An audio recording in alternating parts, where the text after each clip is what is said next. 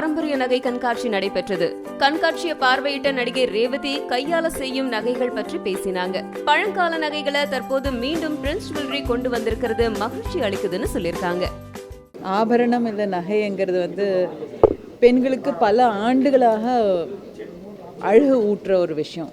And அதுவும் எத்தனையோ வருஷங்களாக பெண்களுக்காகவே எத்தனையோ விஷயங்கள்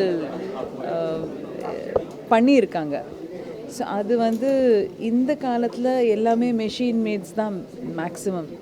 கையால் செய்கிற சில விஷயங்கள் அது ரெண்டாவது இருக்காது. There is no duplicate of these pieces.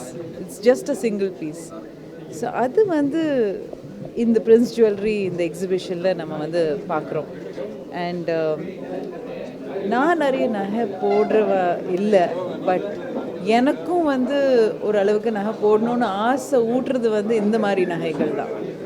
So என்னை பொறுத்த வரைக்கும் ரொம்ப ரொம்ப சந்தோஷமாக இருக்குது. தட் பழக்காலத்து நகை நம்ம ரவிவர்மா பெயிண்டிங்ஸில் பார்த்துருக்கோம், இல்லை காரைக்குடி பல பழைய குடும்பங்களுடைய ஃபோட்டோகிராஃப்ஸில் பார்த்துருக்கோம்.